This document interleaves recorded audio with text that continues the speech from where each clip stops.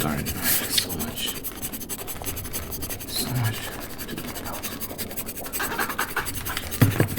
I guess I'll start by saying I've been playing Sifu and I'm actually really enjoying it. It's really fun. I love this, that it's just visually, the art style is gorgeous and they put a lot of effort into the art style and the level design and all these sort of things. So I'm really enjoying that aspect of the game. It just looks really nice.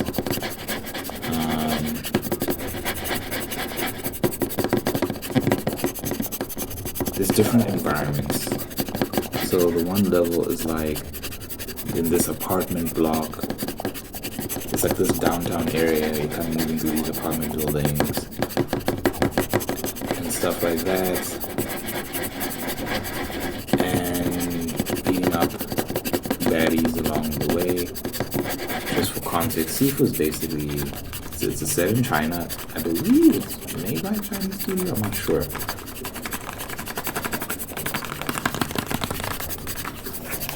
And basically they killed your father and yeah, you go out for revenge and there's a list of people you want to kill.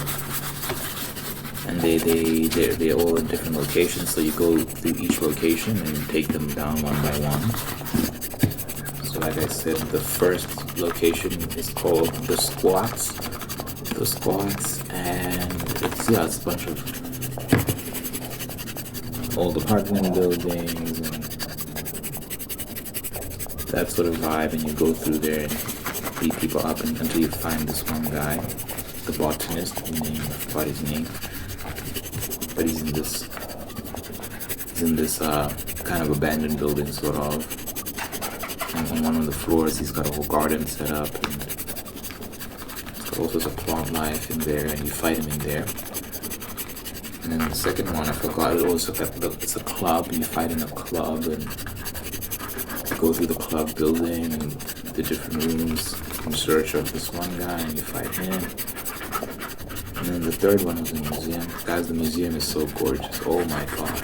It's got an art exhibit. It's got all these different exhibits. And it's so gorgeous. It's so beautiful.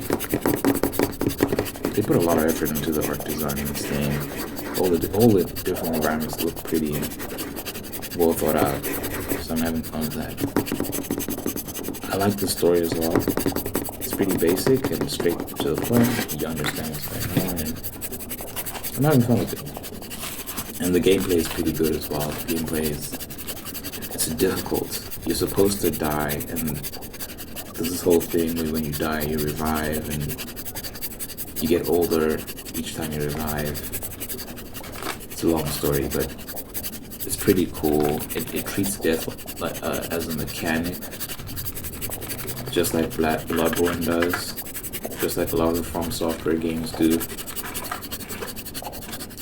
Sifu is not a From Software game. From Software is the publisher or studio. I believe they're a studio, not a publisher. Whatever. They're the ones that make all these Dark Souls. They call them Souls-like games. So that will include Elden Ring, Bloodborne, Dark Souls, whatever else. Is Sekiro a From Software game? I don't know.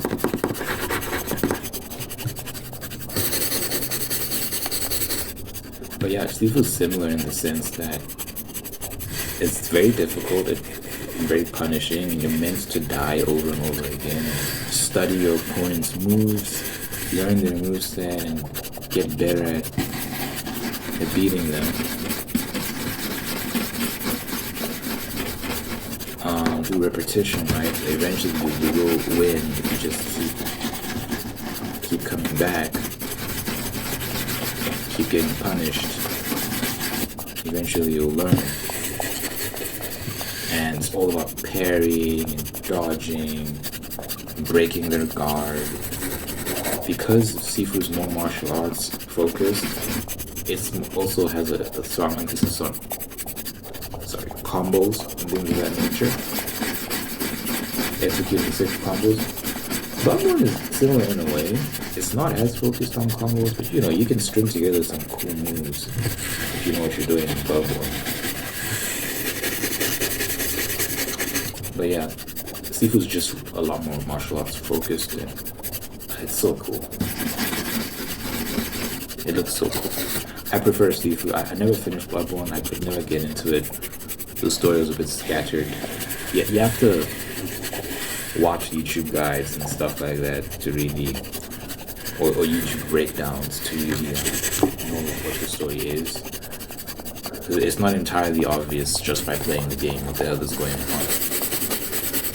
You aren't going to learn that way. I mean, you could go through a lot of effort to figure out the story for yourself, but it's difficult. It's difficult. I wasn't willing to put in the effort. With Sifu, I like that everything is streamlined, but the story is told to you through cutscenes, and it's laid out for you. You know what's going on. For me to enjoy a game, I have to be invested in the story, you know? Anyway, I'm enjoying Sifu. Sick game. I'm looking forward to playing it. And it's very likely I'm going to finish it. Oh my god, Space Marine 2, man. I paid so much money for it. I have to finish it, but I don't want to. Anyway. Guys, I saw this story yesterday of this girl. What was her name? Lily Phillips or something? I think it is Lily Phillips.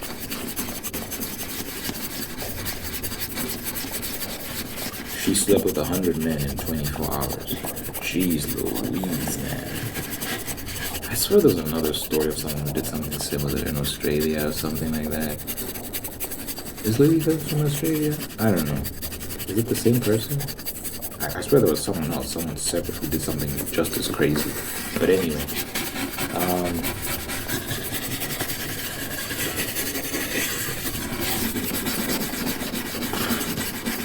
100 minutes, and she was breaking down in tears afterwards. This guy had an interview with her, and she was just crying, saying she, regrets it, and it's just a terrible experience for her. And she's never gonna forget it. All this sort of stuff. And it's like, I mean, I try not to be. Well, look, I'm going through the book of Romans right now. If you know Romans, it's very heavy on the themes of like we're all flawed, we're all sinful, and all these sort of things. And yeah, it's just it goes into a lot of detail about the human condition and how much we need God, because we're just so fallen from grace, every single one of us. So it's making me realize that, I should get off my high horse sometimes, because I'm not perfect, and I've definitely made mistakes, and I've done things I'm not proud of. So I don't want to be too judgmental, just because somewhere else in the Bible it says, be careful of the measures you use against others, because they will be used against you. So if you're ready to condemn someone, I hope that you're also ready to be condemned. Because you mustn't assume that you're going to just get off scot-free, that you have nothing that you need to be judged for either. So when addressing topics like this, it's also just important. Christ had a great saying, before you take out the speck in your brother's eye, remove the plank from your own eye. Before you are out here trying to correct people and all these other things, make sure that your house is in order first. And your house is never truly in order, but make sure you're not guilty of the same things and that you're not being a massive hypocrite.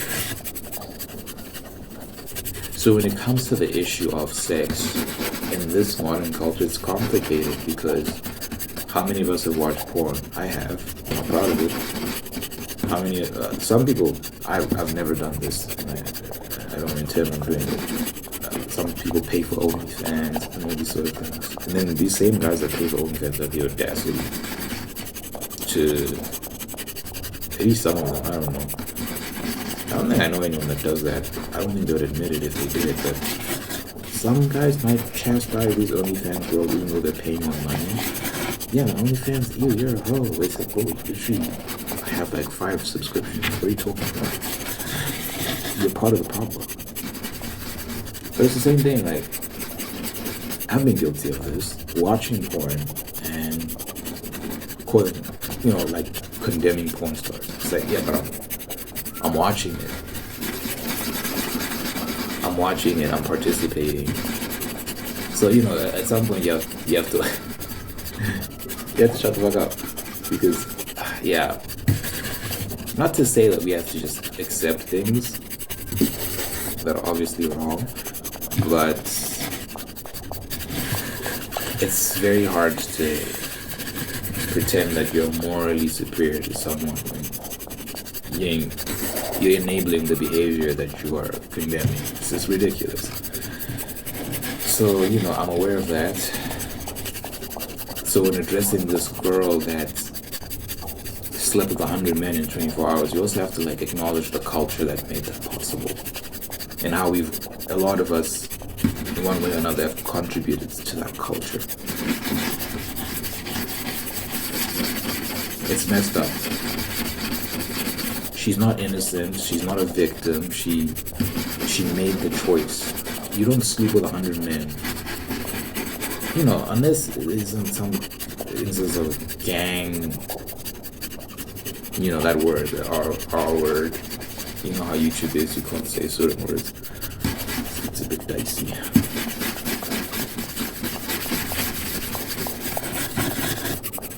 This was not the case with this girl. She set this up, she promoted it, she advertised it. Her mom was her manager, which obviously means that childhood was messed up. But again, that doesn't remove accountability. She was an active participant in all this. She set it up, and she slept with 100 men. And then cried afterwards. It's like, yeah, you need to make better life choices, fam. You need to make better life choices. Obviously, the 100 men is all trash. It's also disgusting. It's very disgusting. I can't imagine sleeping with a girl. Even if one guy slept with her and I come in afterwards. That's ridiculous. Imagine being the 100th man. Yikes. All these guys have been in her. All the hardware has been in there. And how are you comfortable doing that? That's another question entirely. That is another question.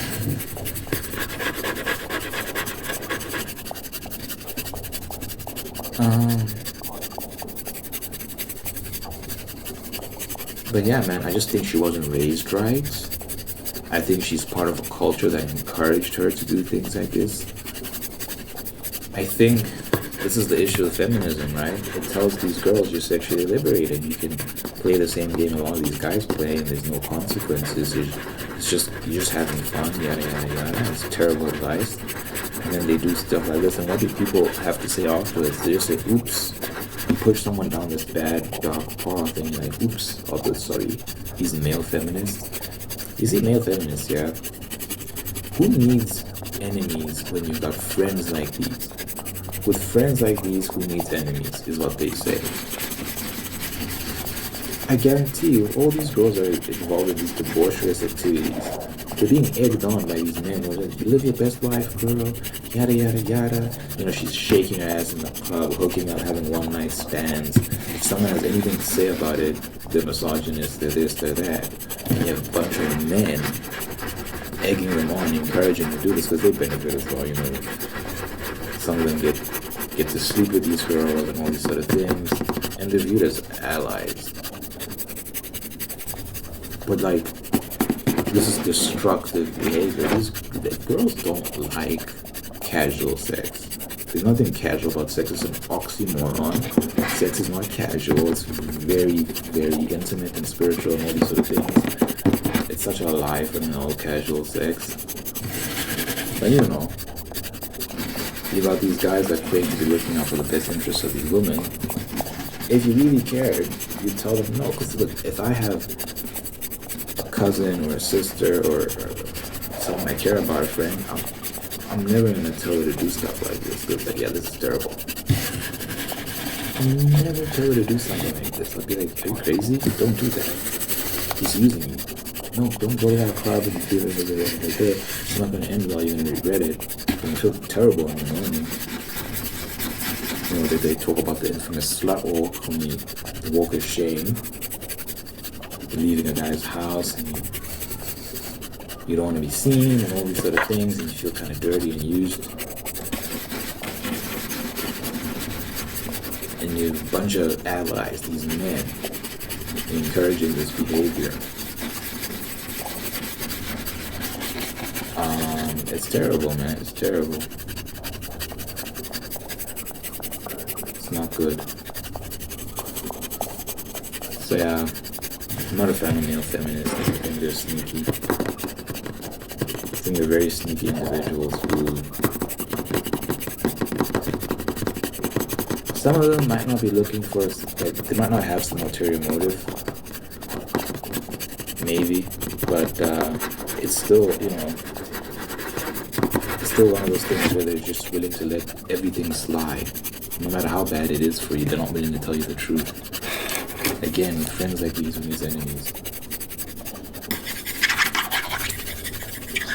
If someone cares about you, they'll tell you the truth, man. They'll tell you the truth. Hey, don't touch that, it's hot. Don't go there, it's not gonna end well. Don't associate with that person. I heard rumors that... I've done that before. Trust me, it's not worth it. This is what real friends do. They don't tell you, you do you, as long as you're having fun. And then you're in tears and you're broken and you're traumatized and you're probably never going to be this girl that saw 100 minutes in class. You should have seen the video. She was crying and all these sort of things, talking about, really going to get this, she's traumatized. And I don't know if that's just something you can shrug off. I don't think you can shrug off 100 bodies that you accumulated within 24 hours. Oh.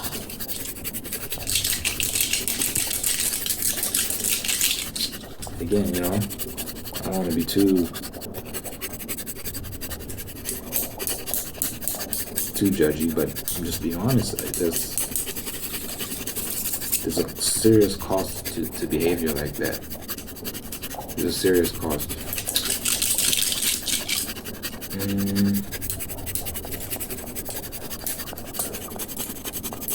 You know, when I was younger, so I think back to 2021 in particular, I was kind of sort of seeing this girl. I was living on my own at the time. I was staying on my own at the time, and she'd come over a lot, and we were in cooking school, so you know, she'd come over in the evenings when she was done with whatever she was doing, whether it's working at the restaurant or just done with school. She'd come over and we'd hang out. And you know, she'd stay until late at night, then I'd walk her home because she lived nearby. And yeah, we just hung out a lot. And at some point, I started getting these ideas that maybe she can have a sleepover, all these sort of things. And you know, a sleepover, like I wanted to fuck. And I suggested this to her, and you know, she was entertaining the idea, but I could tell that she wasn't super into it. So I asked a couple more times, but eventually, you know, I let it go. But things were never really the same after I made that suggestion, because you know, she's very conservative. She comes from a traditional family. You don't do that. You don't sleep with a guy you're not married to and all these sort of things. So I think that request that I made kind of changed her perspective of me. Like, he's not a serious guy. He just wants to use me for sex. And at the time, I was oblivious to these things. I didn't understand why she wasn't into it. I didn't understand why she was holding off on me.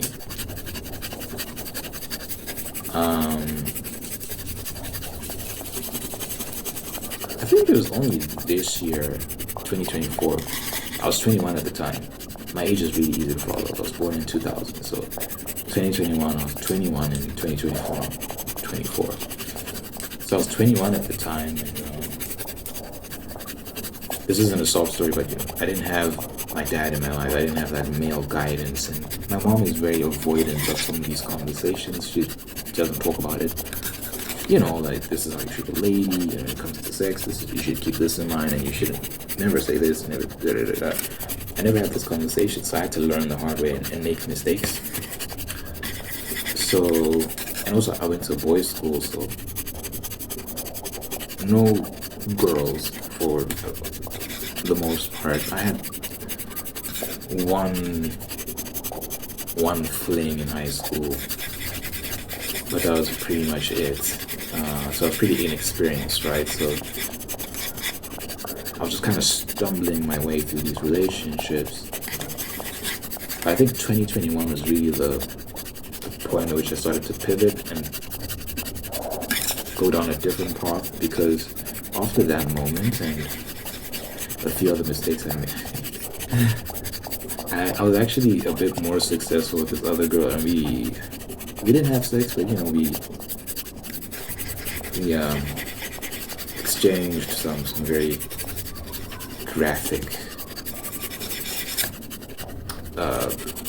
videos and images. Oh God. The one thing I was praying during that time is I pray she never leaks these videos. Because the issue was, my face was in one of the videos. Her face wasn't. She was smarter than me. She didn't show her face in the videos, but I showed mine. Oh my God. Oh man.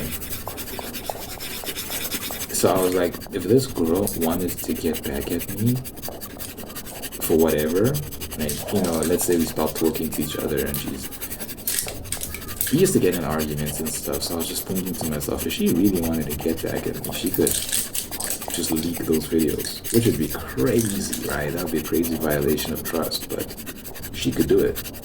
And I was like, oh no, I've made a horrible mistake, what have I done? I used to stress about that, but I think she's a good girl. I don't think she'd ever do something like that.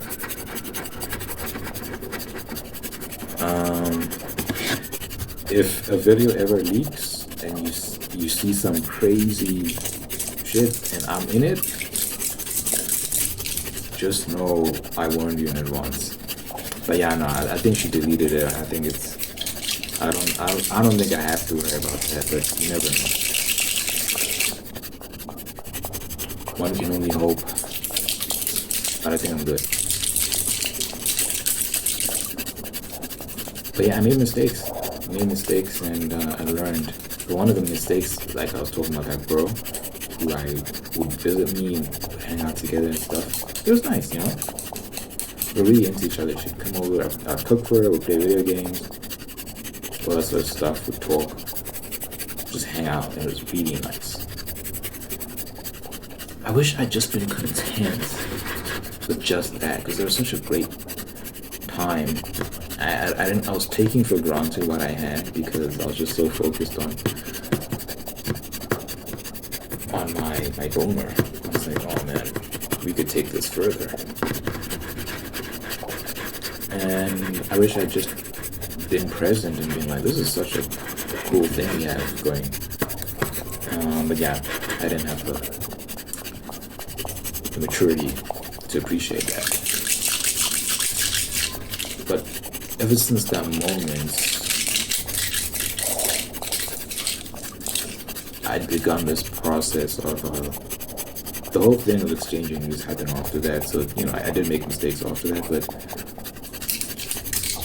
I slowly began this process of realizing that this thing of looking for sex before you get married, not a good idea.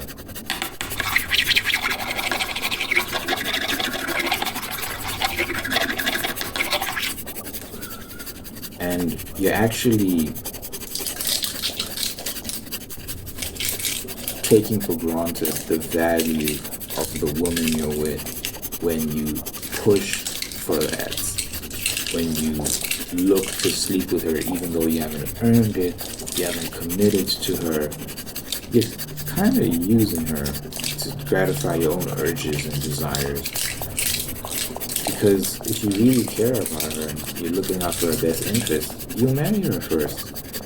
Because you don't want her to accumulate all this baggage and all these experiences. Because again, there's a whole lot of stuff, like negative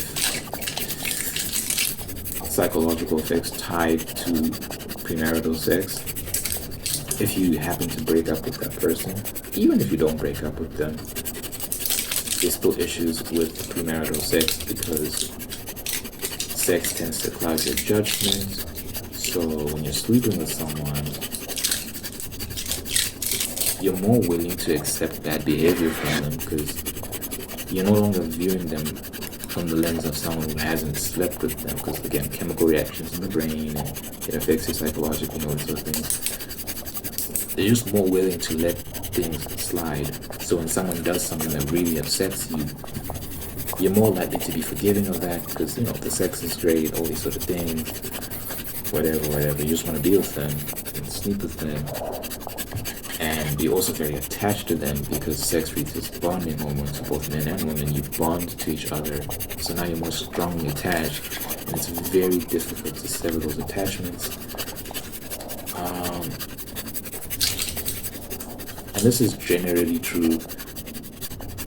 There are some exceptions to this. Some people can have sex and feel nothing, I guess.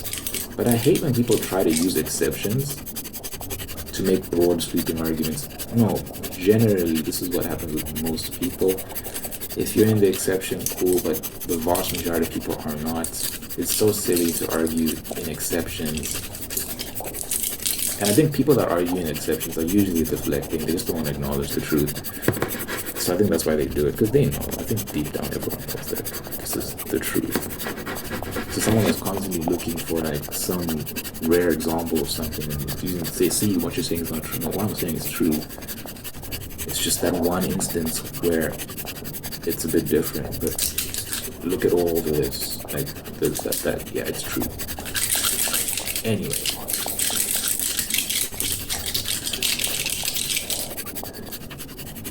I started to really realize that, yeah, if I really care about a girl, I'm not going to sleep with her before I marry her, just because there's a lot that goes into sex, guys. It's a serious thing. It's not a game.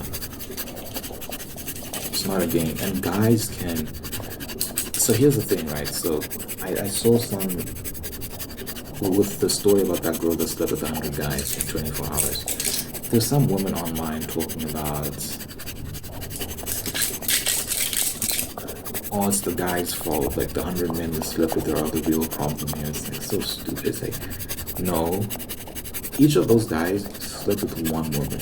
She slept with 100 men. That's crazy. In 24 hours. That's crazy. That's insane. It's not the same thing. And what it does is shift accountability onto the man, which is what women love to do, right? They do something wrong, blame the man. It's truly a fascinating thing to watch how women duck accountability. It's like a cat with water. Have you ever seen how cats go out of the way to avoid water? A lot of women are like that when it comes to being held accountable for their actions. They hate, say, admitting they're wrong. They hate holding themselves accountable and being like, yeah, I need to stop doing that. I've seen it with my mom. I love my mom. She's great. But she has that same thing a woman has. I've seen it. When I was younger, when I was a child, I didn't notice these things because you're a child and your mom is always right. But as I've gotten older, I'm like, wait a second. Once you see it, you can't unsee it. She has this thing where whenever she does something stupid or she makes a mistake, she blames me or she blames someone else, or she never says, oh yeah, that was crazy, I shouldn't have done that, my bad. I mean, if it's like something like serious and there's just no way out of it, she will take the blame. But it's so hard for her. It's insane to watch. I think this is women in general, most women at least. I don't know. I keep seeing it with women. They struggle with accountability.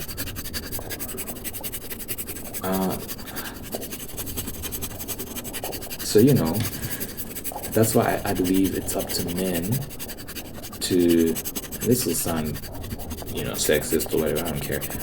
It's the truth.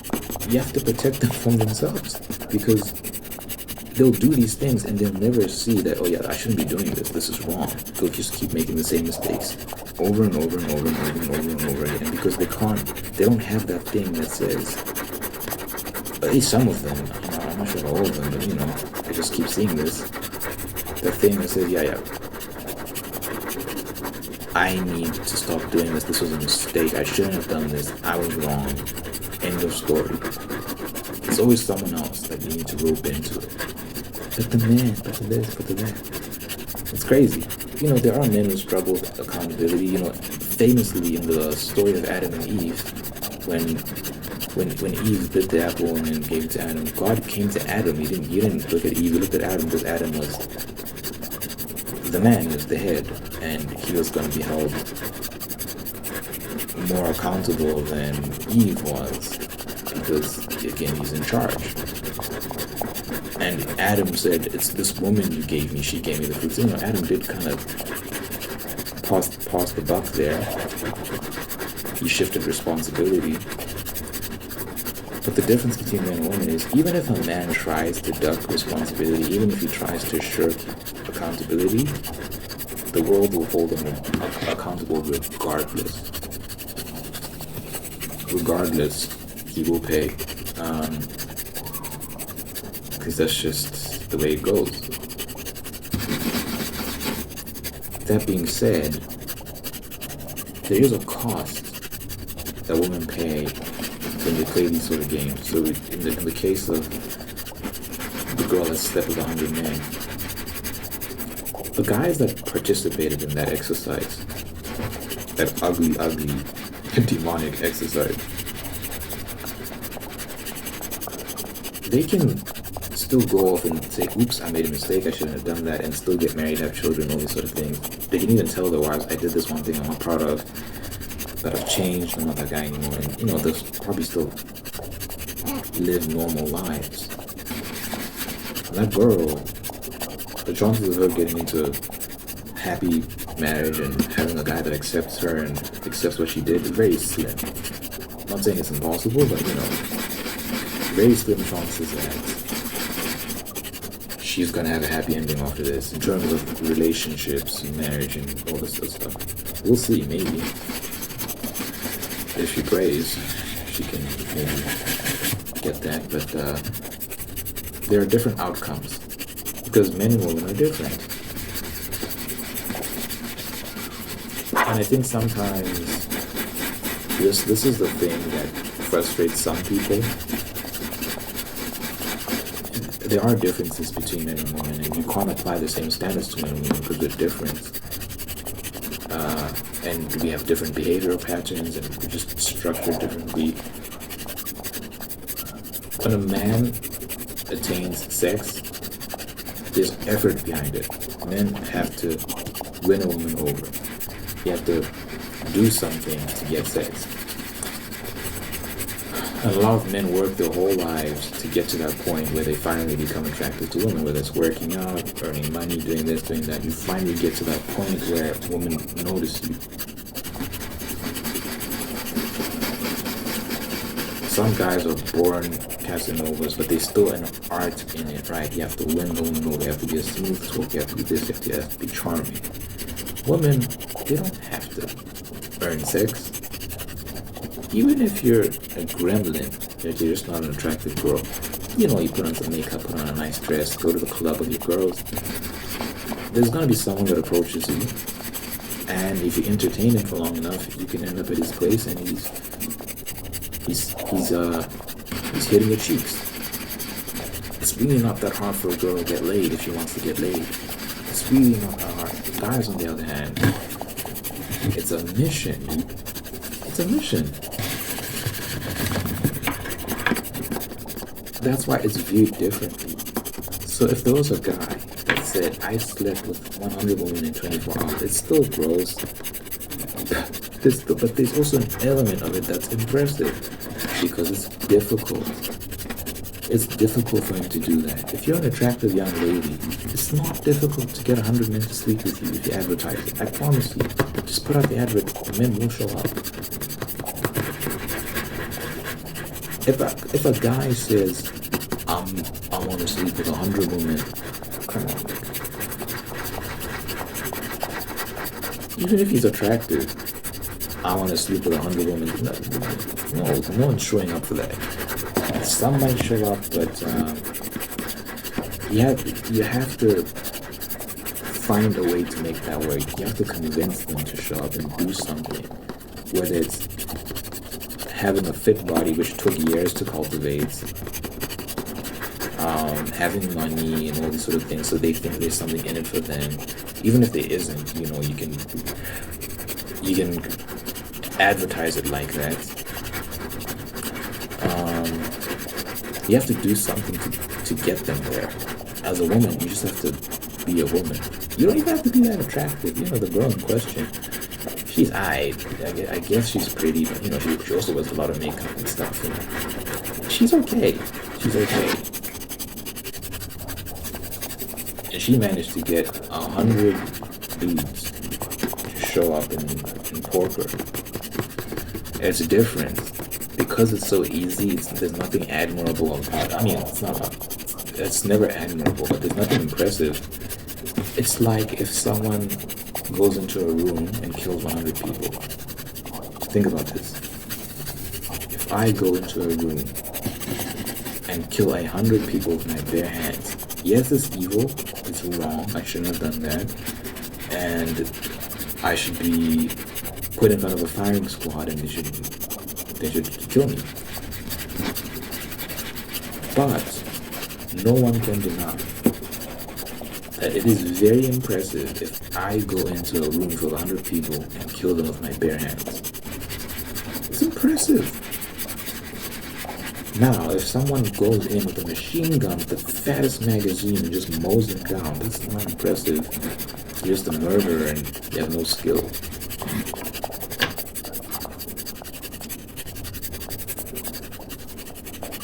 Some skill might be required in operating the weapon, but the point is to use the very cheap tactic, and there's nothing impressive about that. It's just gross. Whereas the guy that uses bare hands is like, yo, he's evil, but he's very skilled.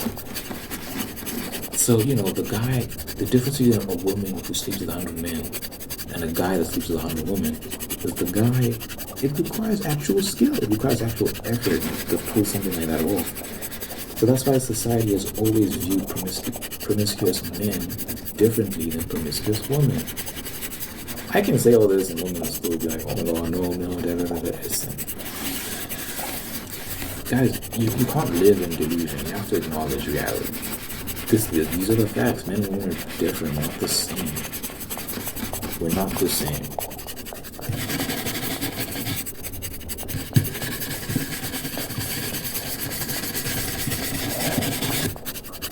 So, the consequences for these behaviors are different. That's why I would never encourage a girl down. I'd never encourage a guy down this path either. But the consequences are always worse for the woman. Always worse. Even if they refuse to hold themselves accountable, the world will let you know somehow, some way that you fucked up. Because men just won't want to be with you, and you will have to walk with that burden yourself. Your conscience will remind you of what you did, and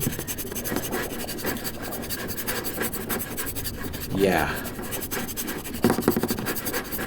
When I have children, when I have daughters, I hope to have daughters. I've said I want to have 5 children, and I'm hoping at least some of those will be girls. I'm going to instruct them in the ways of decency, and I'm going to let them know that you should want a man that wants to take you out and wants to get to know you and will marry you first before he even thinks about it. Well, he'll think about it, but he won't act on his urges and instincts. He will marry you first before he tries to sleep with you. You deserve a man like that. When I was 21 and I was trying to sleep with her, yeah, she did. She was right to distance herself from me, and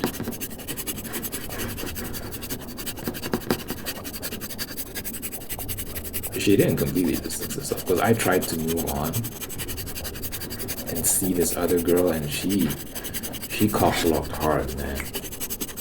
Cock-blocked. I wasn't trying to sleep. Oh, actually was. That's another story. But I was trying to take this other girl out. The girl that I'd been seeing before then, she kept getting in the way. I could tell she was jealous, but it was just frustrating. Because like, dude, you're the one who distanced yourself. Now you're making life so hard for me. But I deserved it, man. I just wasn't a good guy at the time. And I didn't realize it. I was just oblivious to that. But again, sometimes you have to learn the hard way not to do certain things, which is unfortunate. Yeah, I'll teach my girls to seek guys that take them seriously and are willing to commit to them and provide for them and all these sort of things. And then you can give yourself over in that way and have sex with them. You're married, and you're safe. So I'm going to teach my children that, I'm going to teach my daughters that, I'm going to teach my sons that, how to treat women, how to talk to women, the sort of values they should hold, so that they can be true gentlemen, and the woman that they have relationships with always feel cherished, and she can say, wow, Jesse, you raised good kids, man. These boys of yours are really good men, and all this sort of thing, like. And the girls that I have are also happy and avoiding drama. So yeah, food for thought. I rambled, man. I rambled. Let me know what you think in the comments. So I like to pray at the end of my videos. You're following that. I think if you individual watching this right now, thanks for making whole unique and down your path towards peace, prosperity, and purpose. Thanks for blessing this person with the spirit of gratitude. Oh wait. Thanks for blessing this person with wonderful people in life, with love them, take care of them, everything else for best of them. Thank you for being the ones that are there to do the same thing. Thanks for blessing this person with love and marriage, just staying in love and marriage and making it very, very, very happy. Thank you for blessing this person with the spirit of gratitude so they can give thanks for all the wonderful things in life, and by giving thanks they can find peace, contentment, and attract even more blessings. Let your presence be for them. Let your God, let your will, let your God, the miracles be there for them. Cut off all life and happiness of this person I really care about. In my name, I pray in Jesus' name, I pray, amen.